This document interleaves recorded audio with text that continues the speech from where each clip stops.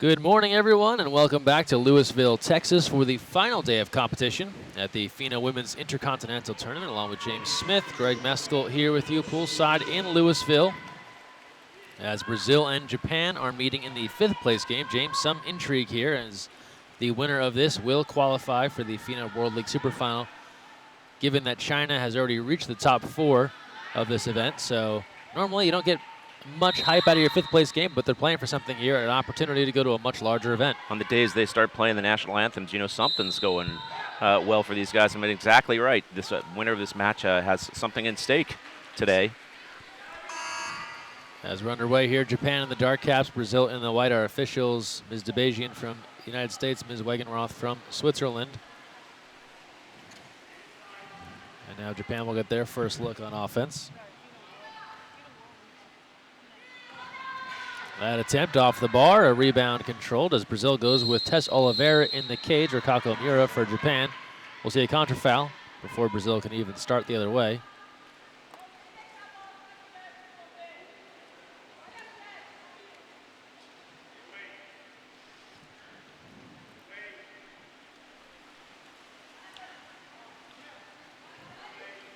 On the perimeter now, minute gone by, first quarter. Good look inside, but the pass was unable to be reached by Shino Magariyama.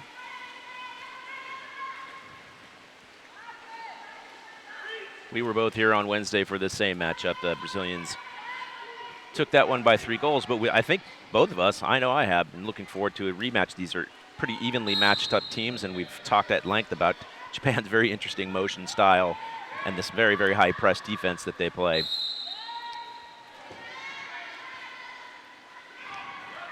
Two more games to follow. Our third place game, China-Canada, coming up at 11:20 a.m. Central Time. And then a rematch of last night's final game for gold, this time around Australia and Team USA. That'll be at 12:40 p.m. Central Time, and medal ceremony to follow.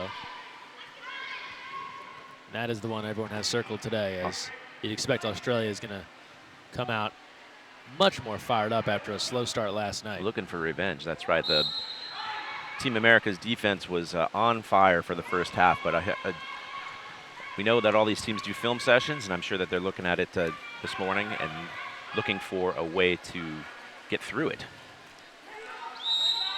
Brazil advancing the ball. Oliveira gives back to Canetti as they work it around the perimeter.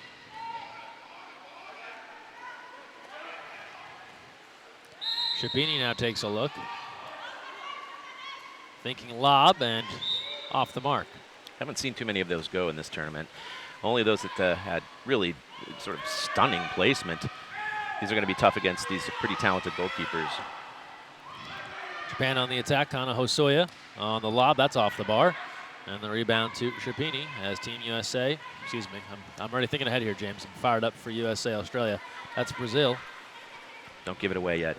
Yeah, I do not know the score in advance, folks. Oliveira now advancing. A lob attempt and in. The lobs a little bit closer have worked, and Amanda Oliveira gets Brazil on the board with their first. The Japanese have been pretty good at being able to shut down these breakaways like this. This time, the Brazilians solved that typically very active defense.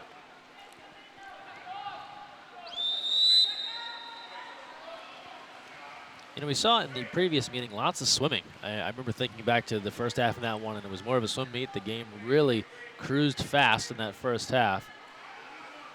See how that compares to what we see here in the first half. Yeah, I was telling you at the time, I mean, I was not so familiar with this team, have become more so, obviously, and they just simply don't play by the same kinds of rules that other teams do internationally. I mean, I don't mean rules of the game, but simply that they don't play in the same style that you see so many other teams at replicating. An exclusion will be called here. This will go against Japan. That'll be on number 7, Yumi Nakano, and a power play now for Brazil. A chance to go ahead 2-0 for head coach Pat Oaten.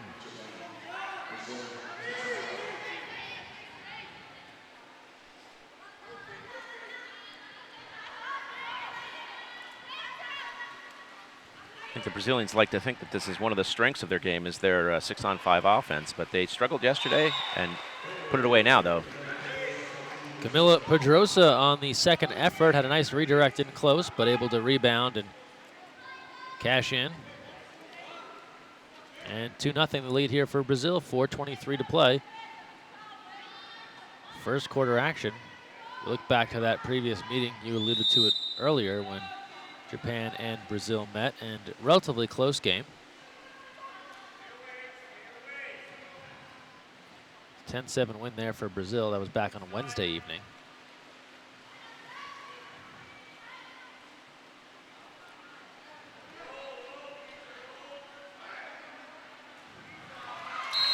Japan returns fire with a score. Shino Maguriyama, the captain, is able to connect, and much needed there to get on the board in a 2-1 game. You could see them setting this up. Look, all she had to do was cut toward that post, and she was open, even though there were two defenders that were relatively close. But that is the Japanese game, that inside water game. They tried that play previously, but when the pass came over the top, the intended recipient got buried and was underwater when the pass arrived. But I've spoken to some people on the deck here who know this team quite well. And the thing is, they tend to get inside water very well, especially for the size of this team, which is not that big. The real question is being able to finish with somebody, especially hanging on your shoulders. It's very tough.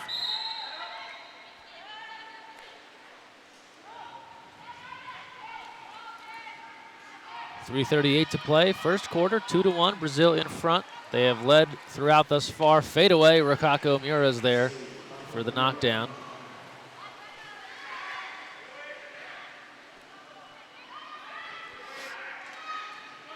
Lob attempt, that's off the bar, and a long rebound corralled by Canetti of Brazil. I mean, Nakano yesterday was effective with those kinds of shots, except just a quick catch and shoot instead of those lobs. I wonder if she might want to return to that form. And Japan has shown the ability to make some off-balance shots, end of shot clock we've seen throughout the week.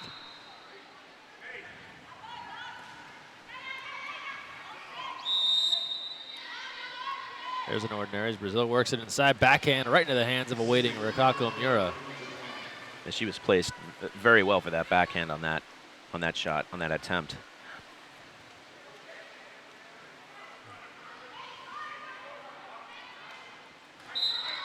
Shot attempt there goes wide from Kotori Suzuki.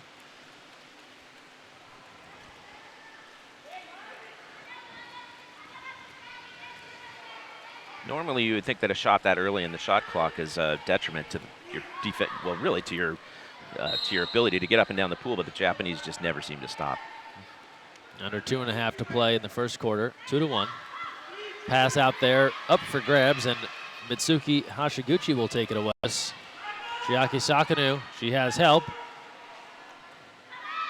Cross cage, nice save. Tess Oliveira cleaning up that mess on the defensive end.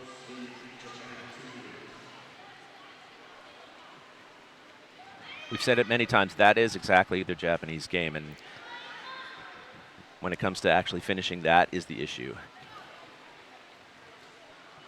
Ball inside and tipped away.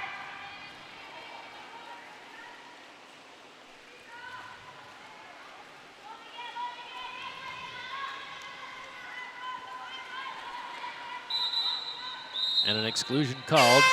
Shipini drawing the exclusion on Japan and Marina Tokumoku. And a timeout called by Brazil with 1:41 to play, looking for a chance to go ahead 3-1. We have our third place game on the way, China, Canada, 11:20 a.m. Central Time here in Louisville, Texas, and then Australia and Team USA at 12:40 p.m. And in this match, our fifth place game, a chance to earn qualification to the FINA World League Super Final. A little confusion there. It had been reported that it was only 3 teams would qualify, then 4.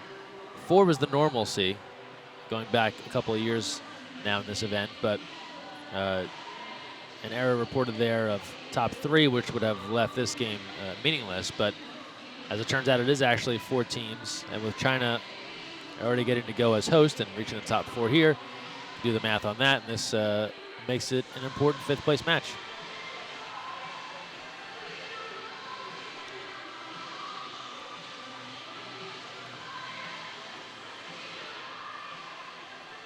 Yeah, we thought this was a game regardless. That news actually being host of the Olympic Games, and of course they want to basically leverage that hosting into a much brighter future for the entire program, both men's and women's. On the 6-on-5 here, that's off the post. Long rebound. It'll go to Japan. They kill off the power play. And to your point, Brazil, they know they're going to be in the Olympic Games. Now contra foul in transition, and it'll come back to Brazil. So they want to be at their sharpest.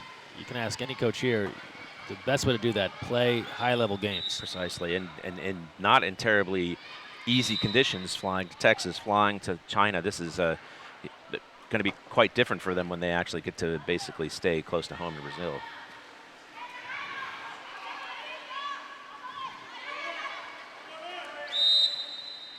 Just about a minute left here in the first quarter. Here's Oliveira. Ball in the perimeter. Knocked down there. Lob over the top looking for Shapini, and too much on it. Easy steal for Kotori as we pass under a minute to play here in the first. At least so far, the Japanese haven't been playing the same level of very, very high pressing defense as they have in the past. And it does.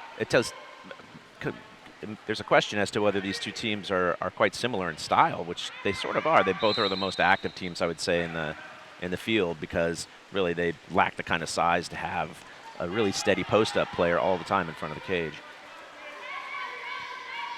About a 4-second differential here between the shot and game clock. First quarter about to expire.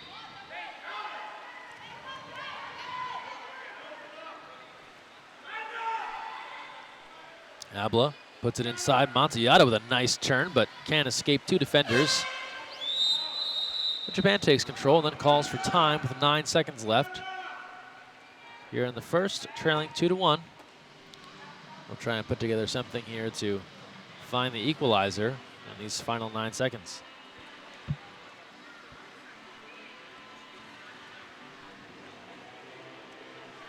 Well, we know when we see that Akaya Takahashi's in the game that they're looking for somebody to go post up, I suspect. They're the most traditional center. A little review of things here as Japan gets their strategy from the side.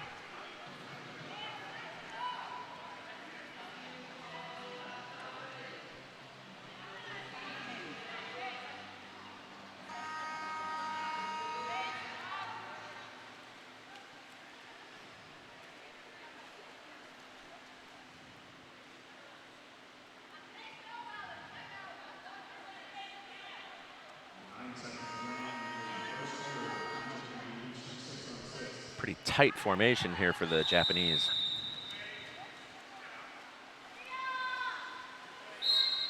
Out of the break, here they come with just 5 seconds to play.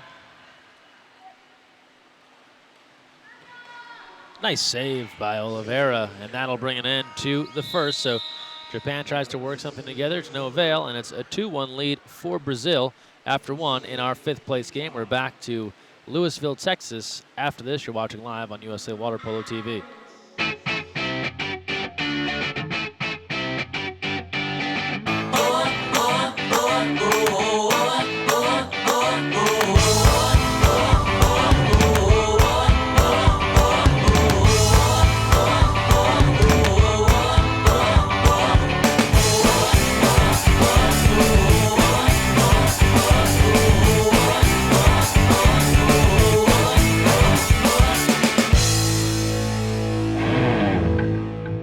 So, you've got your hard-earned money, but you're not sure where to put it. Well, one of the best things that you can do is put it into a credit union. Credit unions are like banks, only better. They offer higher rates of return, lower fees, and are safe and secure. And because they're not for profit, they're all about putting the people first. With credit unions, you're not just another face in the crowd, you're a member. And credit unions are member-owned and member-operated. Take control of your finances. Visit or contact Sea Air Federal Credit Union to find out all of the great reasons why you should join. You never know where the next Olympian might be coming from, but it could be water polo, and that starts with Splash Ball. Splash Ball is a program for children ages 5 through 9 designed to introduce them to the sport of water polo while promoting water safety. Improve swimming skills and learn a sport you'll love for a lifetime. For more information, visit splashballusa.org.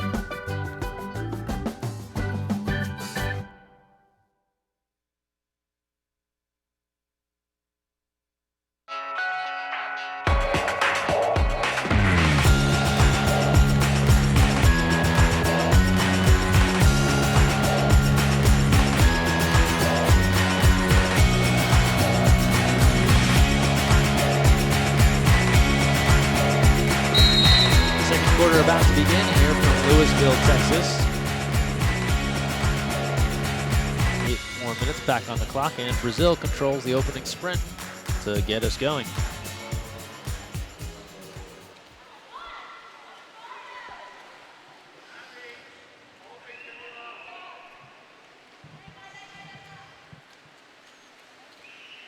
Chapini swings it around. Ball comes back near side. Some more pressure now here from Japan. This is one of their hallmarks, too, earlier in the week. It does leave them vulnerable to get beat like that, however, and we see a penalty called. That will go against number 12, Kotori Suzuki. But you saw, James, coming out of that break, Japan a bit more intense on the defensive end and perhaps overplaying the ball here. Penalty shot, and it is scored for Melanie Diaz. Yeah, we were wondering whether they were going to implement what they had before, and there we got to see it. And I think the Japanese were actually a bit surprised about that penalty throw call.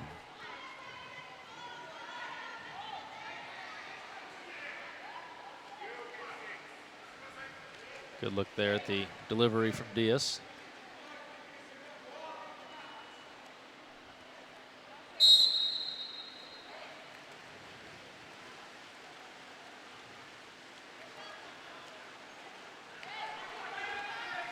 A little driving here for Japan as they get things going in their first offensive possession of the second.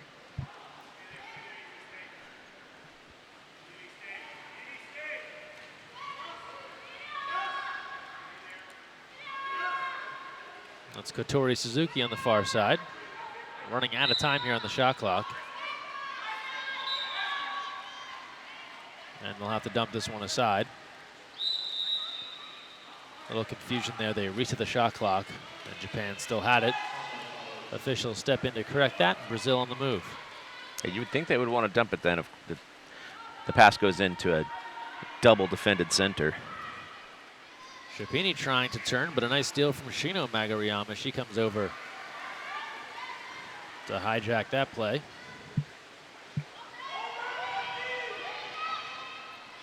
Mori Subasai now pushing ahead. Kotori Suzuki, point blank. Oliveira's there. Yeah, Oliveira is actually considered to be a very good goalkeeper in this, especially in the North and South American regions. And the Japanese would probably put those things away yesterday the way they were playing. Yeah, looked really strong in their start against China before losing 14-7, but or rather 10-5 in that one, but came out super strong, and then China just really took it up a level. Lob here, Rikako Miura able to knock that one down. Yeah, tied 3-3 for a significant portion of that game.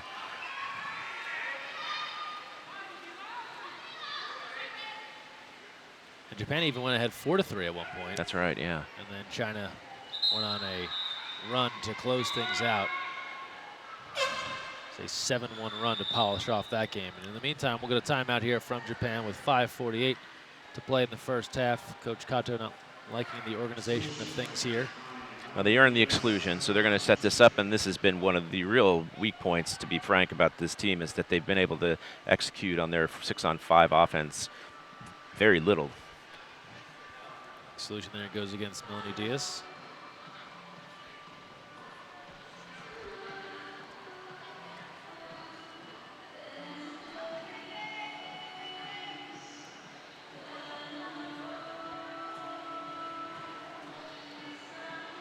Great week of water polo here in Texas coming to an end today as the FINA Women's Intercontinental Tournament concludes.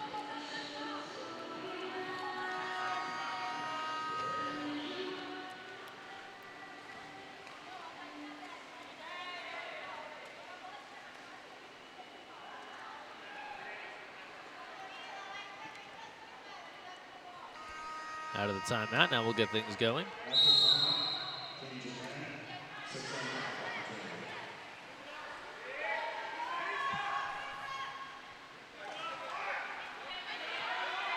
Looking around from the outside. On the advantage. Had the opportunity far post, but tipped away. They've been burned a couple of times there by just poor passes on the interior as Ayaka Takahashi was there, but couldn't grasp the ball. That's right. Brazil now looking to counter.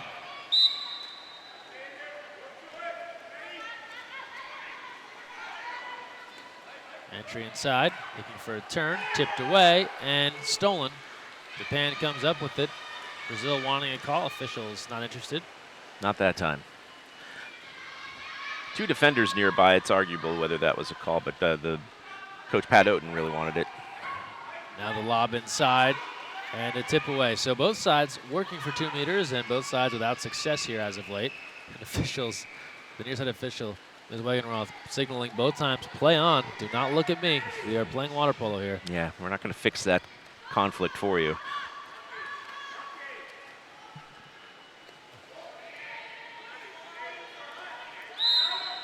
Four and a half to go, first half. Good look inside. That will draw an exclusion as Zableith was working a game position.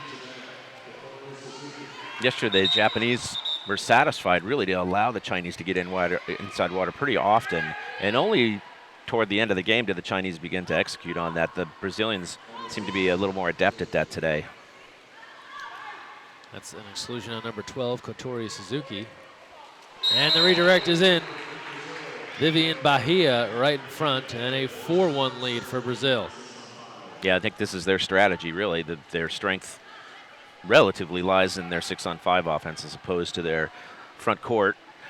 And we saw it at that case, and they have the size in this case as well to go inside like that.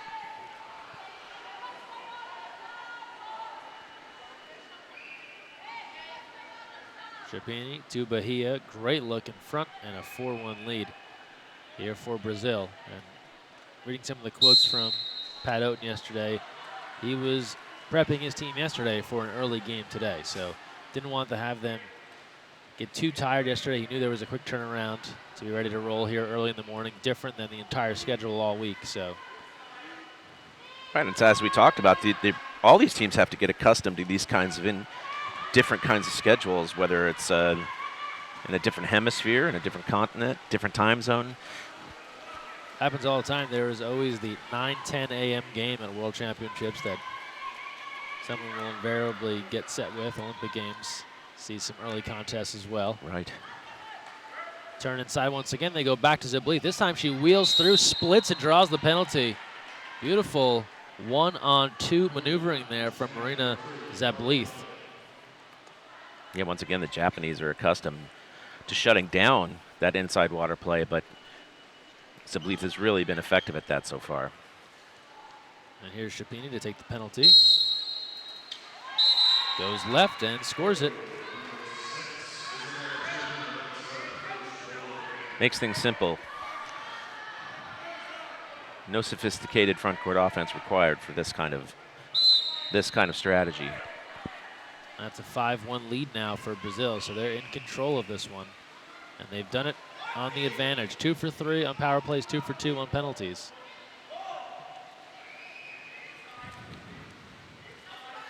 Japan again trying to drive through. Good look inside and a score. So they come right back with a design play for Yumi Nakano. And they get her going towards the cage.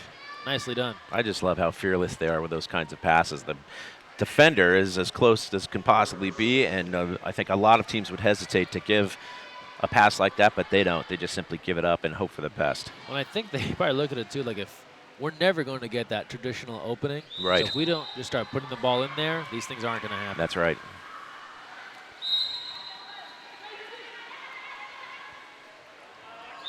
Here we see the more traditional Japanese high press here, especially on the left-hander side of the pool. And result in a contra foul. 3 minutes to go. First half, 5-2. Brazil in front.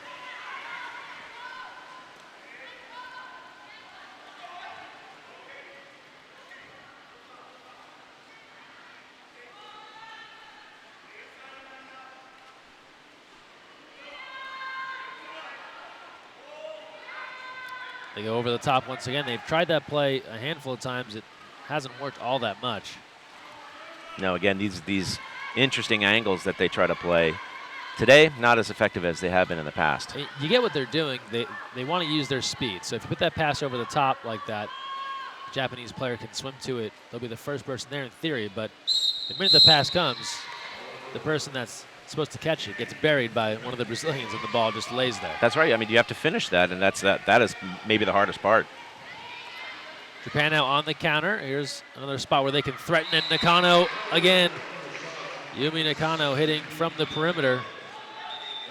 And she has 2 now in this period to make it a 5-3 game. And her most dangerous attributes here, James, on the move.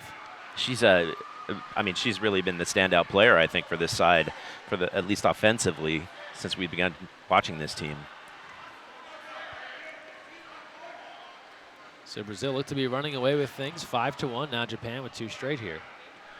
You know, we saw for a great portion of this first parts of the game, Takahashi playing again the traditional center role for the Japanese, and it could be argued not very effectively. And you just keep wondering if that's something they're just trying to force the issues, try to play a sort of more traditional game. But you know, it just seems to me that this driving game and this high press driving game is much more effective for the Japanese. I have to agree with you. They seem to be more comfortable, more effective when they go to that strategy. They've been able to draw the occasional contra foul. They frustrate the offensive team with this strategy. That was a near steal, as they can almost step in front on the near side there from Chiaki Sakanu. And another contra foul, so you're seeing that happening more and more now. This is it. The Japanese have frustrated basically every team defensively that they've played, and here we are in the stage of the game where they're doing exactly that. Japan now on the attack. Around the perimeter, a dropped pass that really hurt that entire look, and then just a straight steal from Zableith. So yeah, that just fell apart completely at that point. Things have to really go near perfect on these offensive possessions for Japan to score the ball. And one little drop, like you just saw, sends the whole thing off the rails.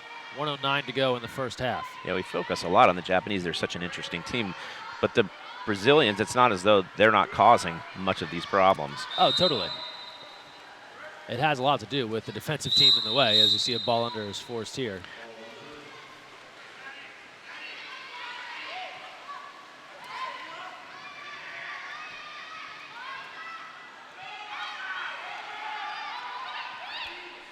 Another poor pass. Under a minute to play here in the first half.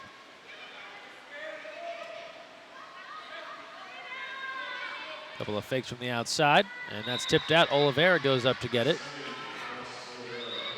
Pat Oaten, the Brazilian coach, just hung his head in despair. He thought they were headed there the other direction.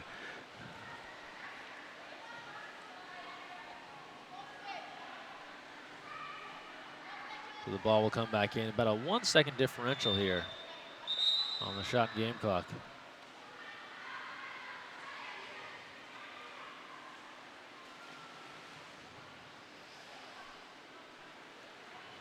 Bit of a break here. The Brazilians get to substitute for another broken suit.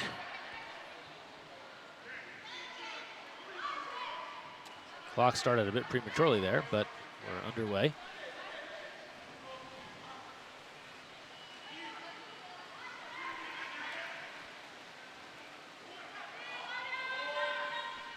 Comes now top of the perimeter. Just about 10 seconds left in the shot clock here for Japan, and a little discombobulated. Now it'll go inside, looking for Yumi Nakano, but she'll have it stolen away, and that's the end of the quarter. First half complete, and our 5th place match, Brazil 5, Japan 3, but Japan rallying here with the last 2 goals scored. We will come back with the 3rd right here live on USA Water Polo TV.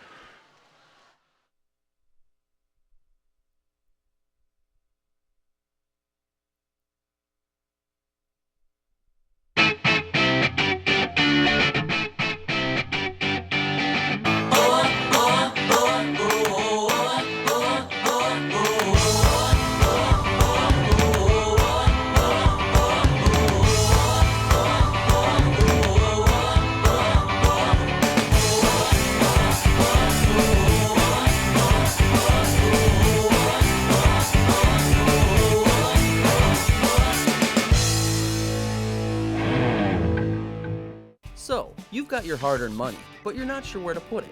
Well, one of the best things that you can do is put it into a credit union. Credit unions are like banks, only better.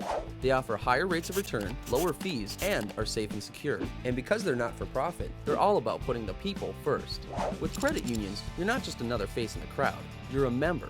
And credit unions are member-owned and member-operated. Take control of your finances. Visit or contact Sea Air Federal Credit Union to find out all of the great reasons why you should join. You never know where the next Olympian might be coming from, but it could be water polo, and that starts with Splash Ball. Splash Ball is a program for children ages 5 through 9 designed to introduce them to the sport of water polo while promoting water safety. Improve swimming skills and learn a sport you'll love for a lifetime. For more information, visit splashballusa.org.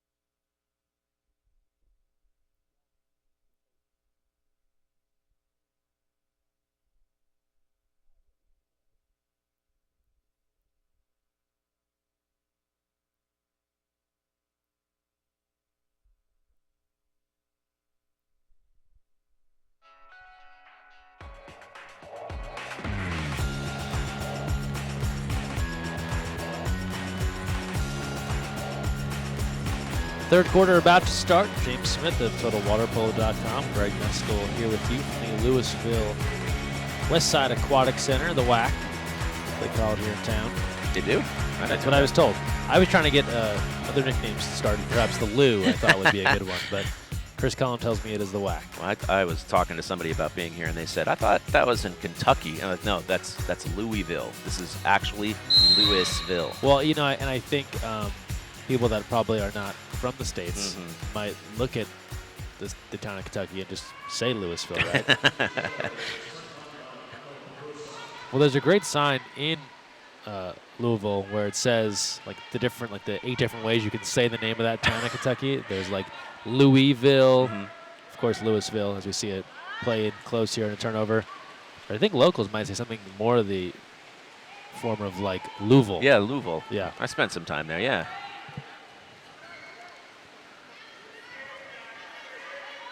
With our geography lesson aside, we get back to the third quarter here. And Japan made a nice little push at the end of that second. Make things interesting.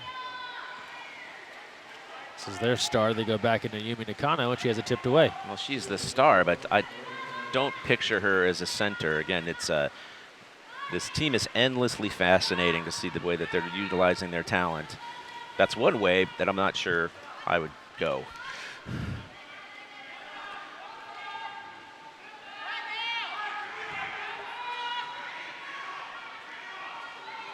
Minute gone by here in the third. Pressure again. This pass is going to be a tough one to grab, and Japan is there first as the shot clock expires. Akari Inamba comes up with it.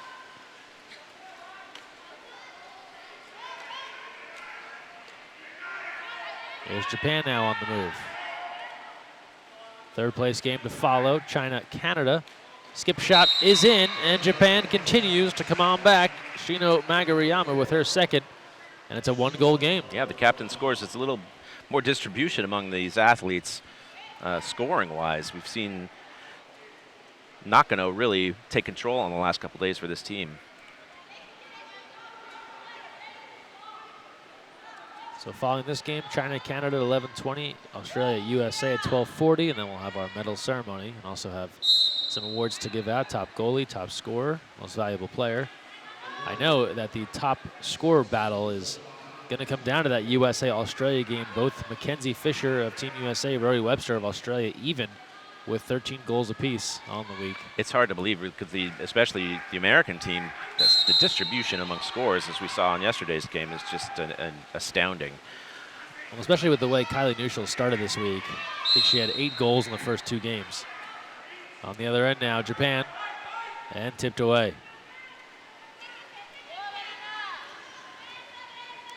Yeah, she had her hand on top of the ball, according to the referee, and that's about right. I think they were expecting that call, which happened a couple times in the first 2 periods of the game.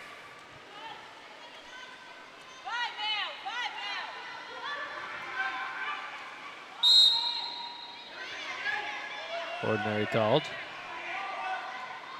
Entry inside here, Shapini.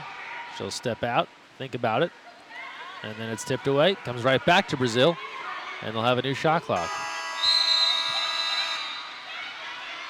Yeah, they determined that was not a change of possession, and that's a Japanese level of defense they're looking for. The ball never even entered the 5-meter area with until 8 seconds left on the shot clock. Another poor pass there. Takes away an opportunity for Katori Suzuki.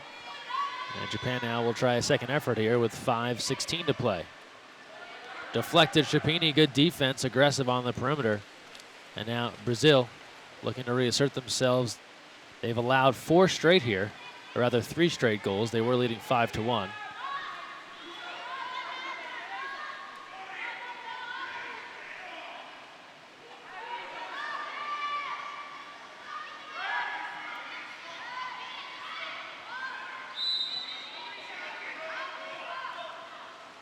Pass goes in, looking for a turn and an exclusion.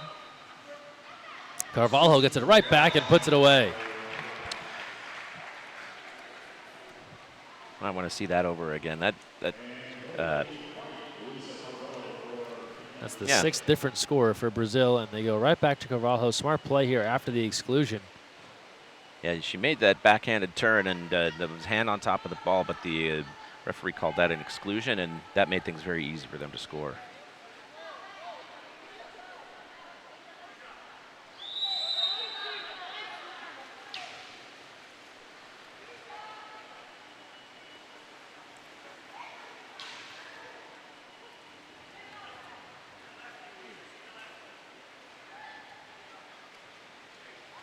So exclusion there. Went against Shino Magariyama. That's her first. Yumi Nakano's field blocked. Shapini has been aggressive on the defensive end the last couple of times down, making a difference there. She could clearly saw that shot was coming.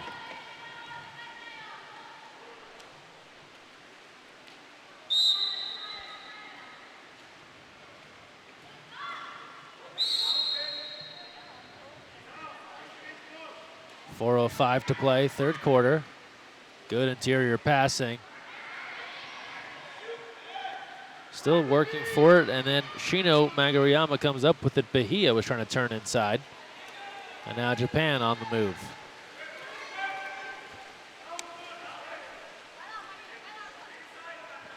Our referee today is Swiss, and as the Europeans tend to say, no gifts. She was not given a gift on that. Her hand was on top of the ball. Torn to the cage, but still holding the ball, no foul. Mori Subasai here after the ordinary left-hander high at the goal. Field block again.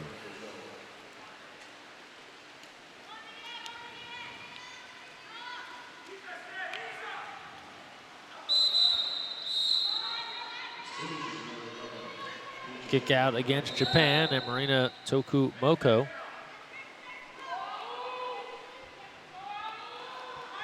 Power play here for Brazil with 3:16 to go. Trying to ward off this rally from Japan that has seen them score 3 of the last 4 goals in this match. And they kill off a power play here with just good perimeter defense. It's so quick. Brazilians were in something of a 3-3, and one errant pass led to this counterattack. Good look here for Japan, moving in and scoring. Counter for Mitsuki Hashiguchi. And it's back to a 1-goal game, 6-5. 2:54 to play in the third. This quarter, it seems like the Brazilians are really at the advantage, and here we are, Japanese just 1 goal behind.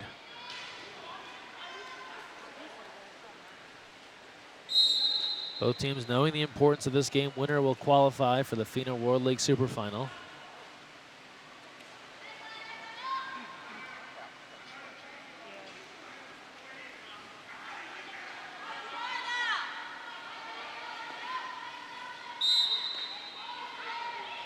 Shot clock, still plenty of time here for Brazil.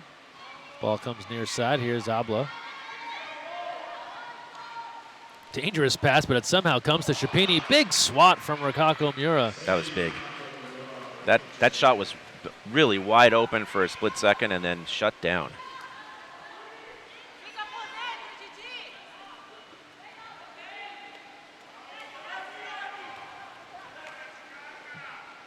Mitsuki Hashiguchi. Here's Mori Subasai now. Japan running low on time. 4 seconds left. And a steal. Zableith comes up with it with under 2 to go in the third.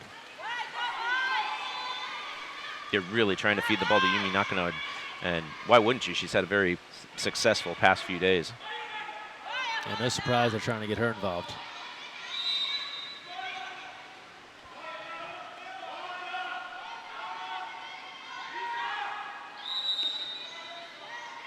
Ordinary there on the perimeter. Into Shapini, play a little catch in low, and a goal is there. Carvalho, smooth pass there from Shapini in close quarters. And a 2-goal lead once again for Brazil with 1:30 to go in the third. Great work by Carvalho here. Creates some space and goes really with sort of the backhand shot above it, the high corner.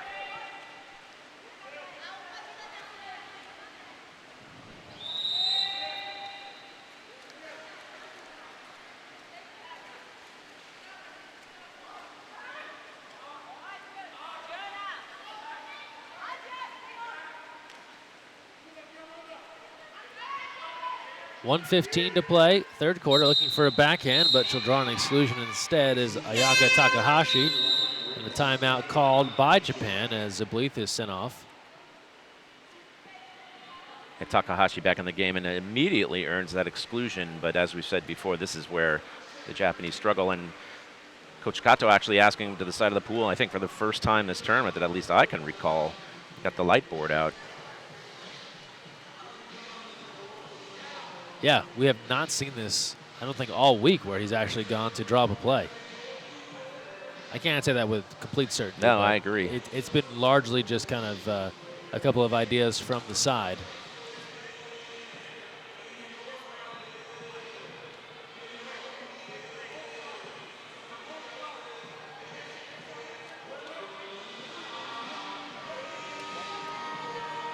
So they got what they need there. Looks like they might be trying to slide the direction so they can get their the left-hander a bit of a better shot.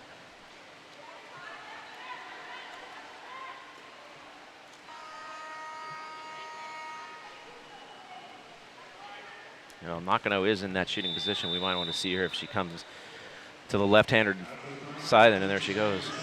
So they put this in play on the 6-on-5. Looking to get back within one. Here's Yumi. A couple of fakes and a field block in close. Oliveira getting a piece of that as well. Good defense in close from Marina Canetti.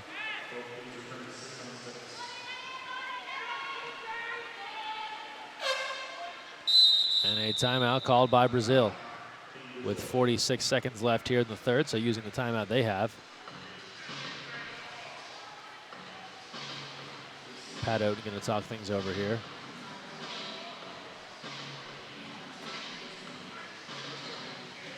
I'm still waiting for one of us to catch one of these foul balls as they come out of the pool. Yeah, I always brace myself here.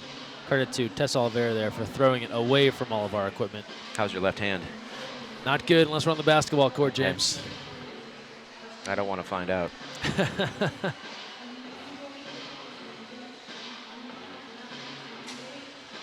46 seconds to play, third quarter, 7-5 Brazil.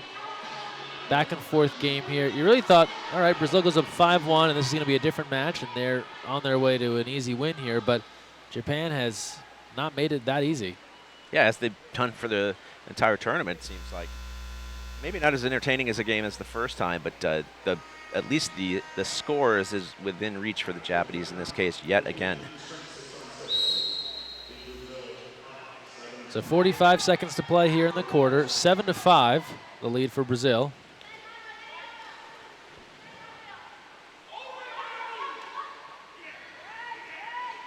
Looking for a turn inside. And an ordinary called.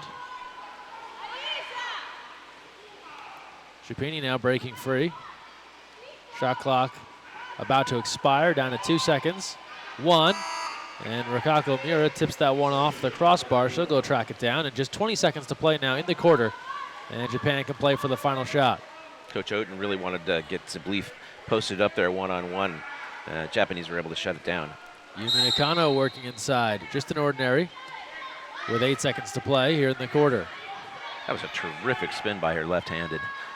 This pass gets away, and going to be tough now to get a shot off here. Just 2 seconds left.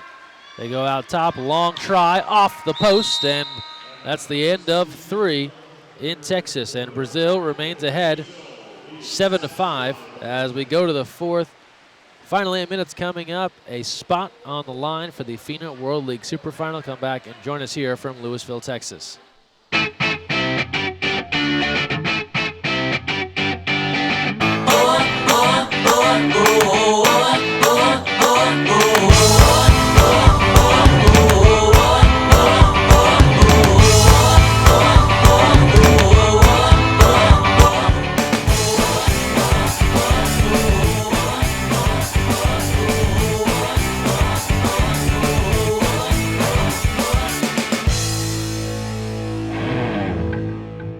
So, you've got your hard-earned money, but you're not sure where to put it. Well, one of the best things that you can do is put it into a credit union. Credit unions are like banks, only better. They offer higher rates of return, lower fees, and are safe and secure. And because they're not for profit, they're all about putting the people first. With credit unions, you're not just another face in the crowd, you're a member. And credit unions are member-owned and member-operated. Take control of your finances. Visit or contact Sea Air Federal Credit Union to find out all of the great reasons why you should join. You never know where the next Olympian might be coming from, but it could be water polo, and that starts with Splash Ball. Splash Ball is a program for children ages 5 through 9 designed to introduce them to the sport of water polo while promoting water safety. Improve swimming skills and learn a sport you'll love for a lifetime. For more information, visit splashballusa.org.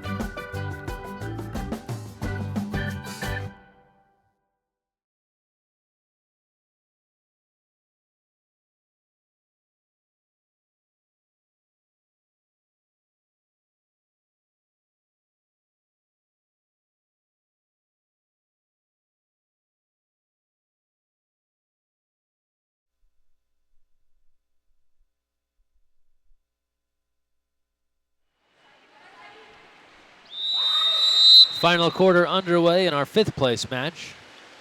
Brazil, Japan. Brazil has led throughout, but they only hold a 2-goal advantage here now, 7-5 over Japan. It was a 5-1 lead in the 2nd quarter, but Japan has chipped away at that. And now here we are, the final 8 minutes to determine which one of these teams will be the final qualifier for the FINA World League Super Final coming up in June in Shanghai, China.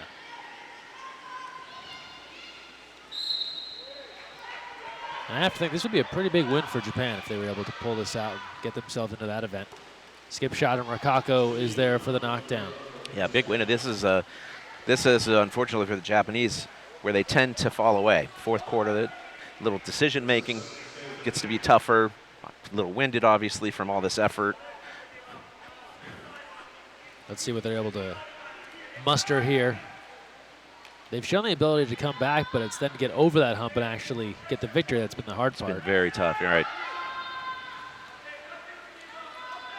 Yumi Nakano and a triple team and a steal. And we know Japan's game, they want to try and get out on the counterattack. They're so dangerous there.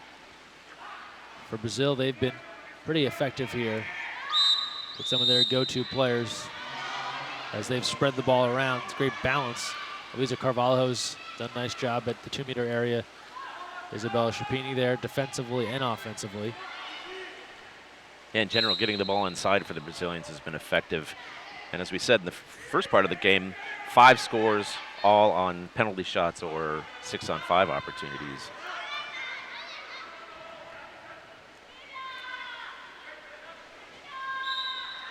Ordinary called as they work on the perimeter. Good look going towards the goal, changing hands, and a save, but not enough. Score the goal for Japan. It's a 1-goal game once more as Kana Hosoya able to beat Oliveira going cross cage. Yeah, what a finish. Again, 2 Brazilians basically climbing up her back, and she was able to get inside water as they always seem to do, but this time get it past the goalkeeper. And Oliveira got a piece of that. Yep. Just couldn't stop it. And had to watch it trickle past her into the corner.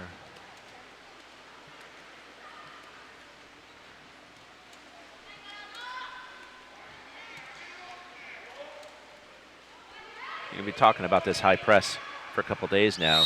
And to be even more specific, the Japanese almost play at 90 degrees, which is a very interesting way of playing this press. Even at half tank we see. And now here's a steal again. So forcing a turnover, a 1-goal game under 6 to play here in the 4th. It's been a strong second half here from Team Japan.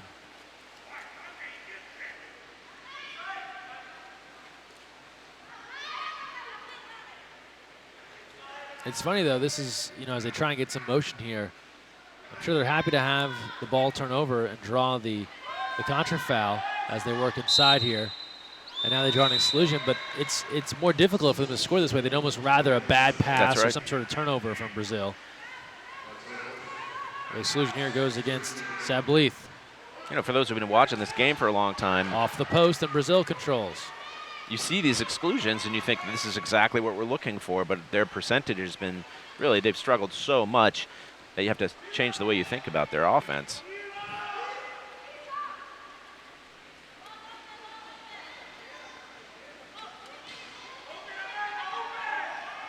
Ball comes near side.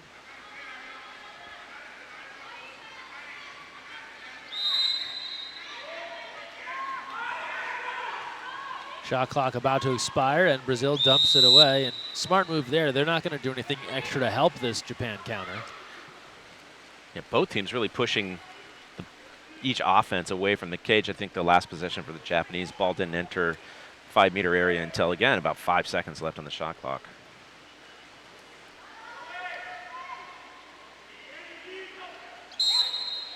Exclusion called. So Japan drawing another power play opportunity.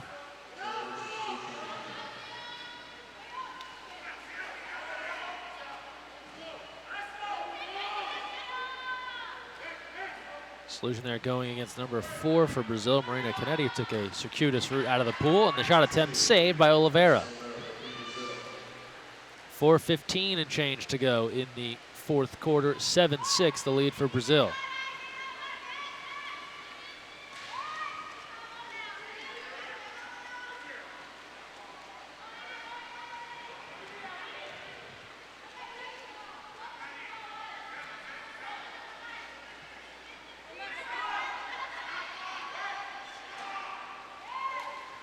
Brazil working towards the goal. Shapini save. Rikako Miura diving right as the shot clock expired. She's had a very solid game today in the cage.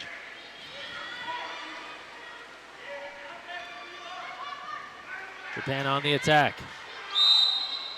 Rikako with 7 saves in this one. Oliveira with 5. Outside, Oliveira with 6. Goes left to knock that down and out. Leaking out. Shapini, trouble here for Japan. A 1-goal game, could be 2. Fires and scores. That's a killer. What a great counterattack opportunity. The Japanese, I think, thought that they were going to score, and typically do not get caught in the backcourt like this, but she pulls up and shoots from distance as well and still puts it away. I think normally they may have taken it a little bit further into the goal, but she knows the closing speed of this Japan team. Not going to have a lot of time to get a good look.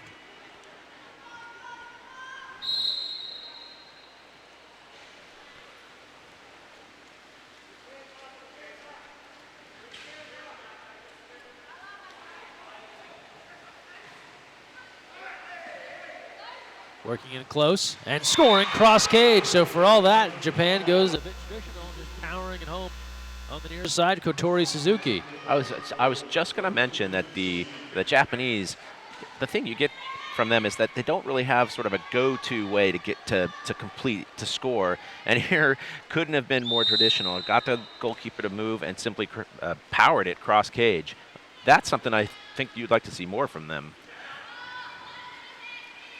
Now turns back to defense, and let's see where Brazil goes. Got that great counterattack just moments ago from Shapini getting out on the break. And now she controls here. Outside of that, Japan's done a nice job forcing them to deepen the shot clock, and now a steal. Double team comes. Shino Maguriyama steps in front, but a contra foul in transition, and Japan will give it right back. That's a shame for the Japanese. What great legs on that steal by Maguriyama.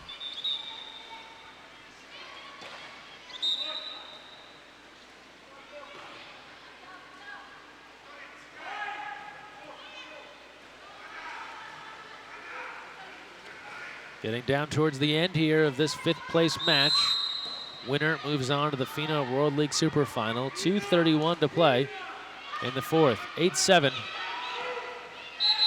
The lead here for Brazil. And the ball's coming out, perhaps for a cap adjustment. And a double exclusion, actually, is what's going to happen.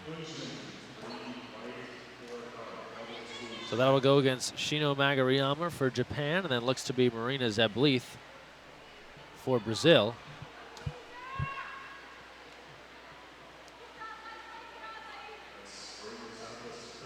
And that is Zeblith's 3rd exclusion. So the captain has been fouled out of this one. That was Amanda Oliveira fixing her cap. That's a trade-off I think I might take if I were the Japanese. Captain for captain here. Right. But we know that Japan has really focused on a couple of other scorers, although Shino Maguriyama does have 2 goals in this one.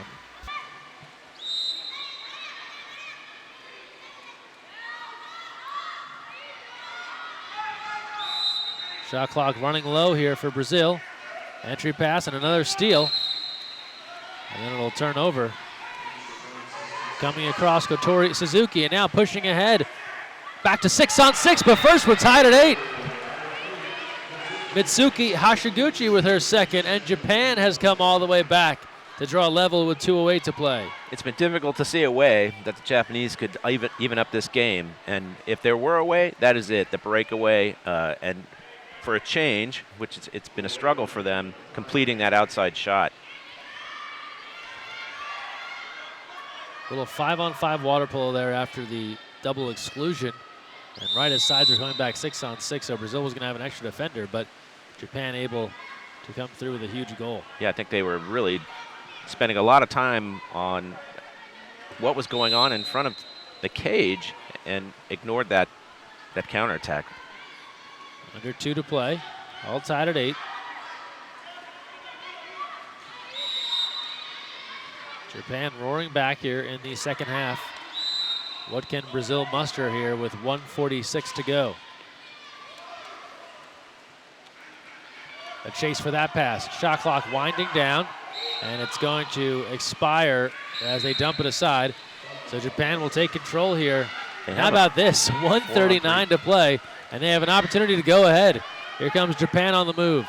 Brazil giving chase.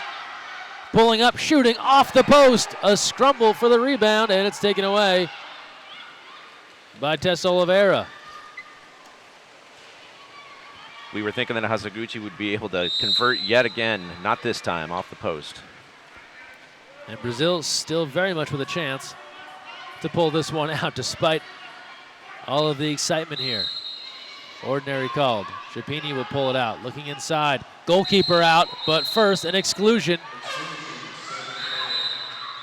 An exclusion there against Yumi Nakano. That's her second, and Brazil calls for time with 1:07 to play. So Rikako Miura leaving the goal, trying to pull off that steal, but not so fast. A kick out. Japanese were in a pretty decent position defensively, but still too heavy on the center defense. So now, James, we look here at Coach Pato in Brazil going to the playbook. What are you looking for here coming out of the timeout? 6-on-5 opportunity. Likely their best chance here to try and secure a win. They've been successful in really finding these matchups on the posts inside and getting it to their taller, stronger players to convert. They've been pretty successful throughout the first half in particular. They've also done a nice job with some tight passes in some spaces you would think it wouldn't work out. We saw it earlier with Chapini setting things up in close for Carvalho. See here as they come out on the 6-on-5 opportunity with 1:07 to play. Brand new shot clock.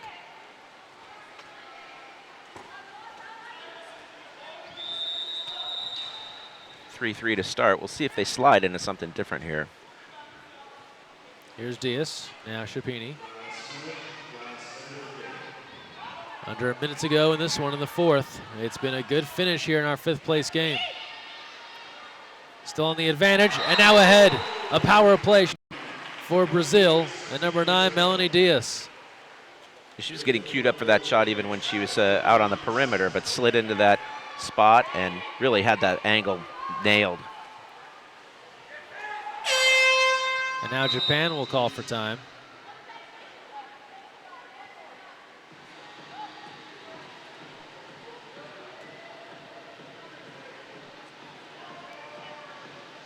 .49 seconds to play, so Japan can use the bulk of the clock here to try and tie things up. Trailing by 1. They've put together a strong second half to even be in this game. Trailed 5-1 in the second quarter. Came all the way back to tie it at 8. And now seeing if they can pull out some more heroics here at the end. Chipping away, and Coach Kato, no whiteboard required for this huddle. This team apparently knows exactly what he's looking for them to do.